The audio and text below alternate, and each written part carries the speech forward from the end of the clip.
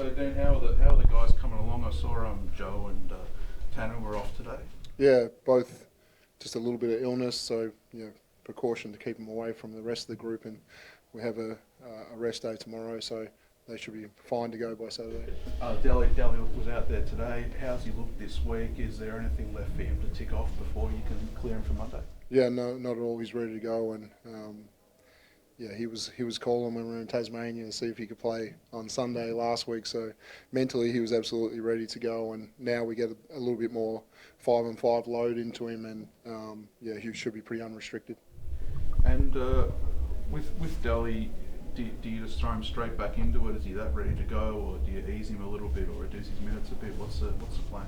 Yeah, we'll kind of see what the rest of the group comes up like as well, and Ian's had a good session today and has got to get through some work on Saturday to see where he is, and we could throw a bunch of different starting lineups out there at the moment, but we'll see who's most healthy and what the matchups are for this game, and put a lineup out there. Will Rob stick around? What's the plan with him? Because he's obviously a great person to have, but he's in demand, I imagine. Yeah, his family went home the other day, and we celebrated what he's done for us so far, and it was certainly the goal to have him come in and not just be a 500 team, to have him come in and be over 500, and so he's done his job. But his mentoring of Ariel, and Ariel spoke to the group about how important Rob was to him, and so I think over this next phase of it, obviously Rob can come back in for any injury in our roster in the next 3 games. To have Ariel do individual clips with him, chat every day about the progress he can make. So, there's a mentoring role and an insurance role as well. Is there any chance you find some way to keep Rob around, or for the rest of the campaign, or do you just let him go back and call him if needed? Yeah, I think he's pretty committed to what he's got next with the family and baby early next year and different things. So, we haven't totally entertained it. We've prodded a little bit to see, but no, I think he'll go home. You mentioned Ian Clark there. What was the actual issue with him? He got some sort of knock? Yeah, just a muscle strain, and so he actually played a good portion of the game, with the little injury that he took. But then it got to a point where it's like, no, we can, the game was, in hand. We thought at that time, and so we precautionary, and then just make sure. He was okay on the Sunday and getting ready for moving forward. We didn't want anything to trigger it to be a longer term injury.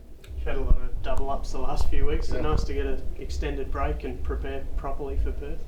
Yeah, I don't know. We've the only game that we've lost this year, we had a full week of preparation. So how we manage that as a coaching staff, obviously we need to take a little breath and make sure bodies are right after the 6 games in 16 days, but you also don't want to back it off so much that people need to rev it back up again. So we're trying to keep it at a solid level through this week, a little shorter, sharper sessions, and get ready for Perth. What do you make of Perth? They've been under the pump a bit this season. Yeah, I think there's a lot of scoring talent on that team, and so they're trying to figure out their offense and how they move the ball with each other. But if they get it right, they can be one of the best scoring teams in the league. We get a chance to watch them against Adelaide, who played really well against them last time, and hopefully we can learn a bit from that game for Monday. How have you assessed your own team's performance so far? Obviously the win loss looks great. Are you close to your peak, or have you got more to go? Yeah, we haven't played a full team yet, so we haven't had the full roster on the floor. So that's certainly in these next 3 games before the FIBA break is to try and put that group out there. And there's some lineups that we haven't tried yet, and we talked about the bigs playing together a little bit. And there's I think last time we finished in Perth, we finished with Delhi, Ian Clark, Shea, Chris, and LT, and had a small ball group. And so there's a lot more things to explore with this group, but. We surveyed the guys about the first quarter, and who we wanted to be was a real strong defensive team, a well connected team as well, and ability to share the basketball, and we're kind of ticking those things off at the moment. With Alex, how have you watched his progression, and how much do you prepare for what the different little things he brings with his reach and all those sort of things?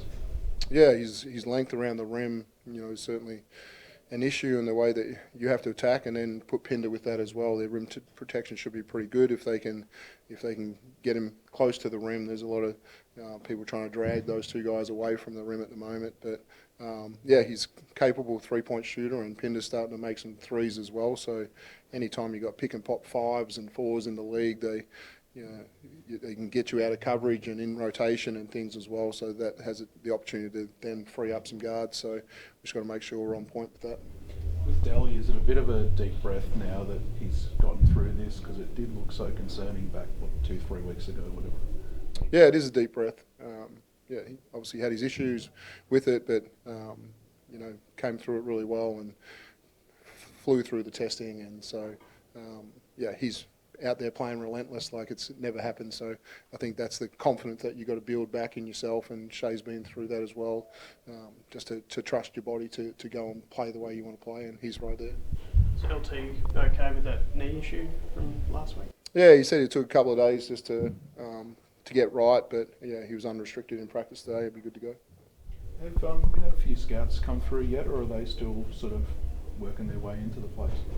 Yeah, no, I had dinner after the game with one of the scouts from Detroit, and yeah, he'd been with the Spurs, with Dallas for a long time, and so tracking our league, and had another scout in practice the other day as well, and one from Utah and stuff. So yeah, the guys are coming through, and yeah, everyone's kind of like, oh, we're not sleeping on Ariel, but we love seeing the progress that he's making. And yeah, I keep talking about to Ariel, it's like everyone's looking for a Wemby stopper right now. So can he be good enough defensively to go against the future of the game, and so they're having a bit of fun with him with that.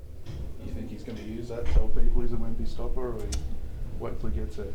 Yeah, I don't know. He's right now, we think he's in calculation for Defensive Player of the Year. He's got the best defensive rating in the league. He's protecting the rim. He's challenging shots. He's doing a lot of things, and so that's where we want him. And if that's a chance to get him to the NBA, being the best defender in this league, then we hope it does. How do the guys handle it now, having scouts come in? Like early on, it was a weird thing, but it seems like are they pretty used to it now, that knowing there's NBA eyes walking in here? Yeah, I think so. Yeah, if that lifts our intensity of practice, 5%, from just wanting to impress someone, and I think our guys play basketball the right way. They're not going to, see a scout and do things that they don't normally do. They're going to let their strengths shine, and so that's only a positive for our practice.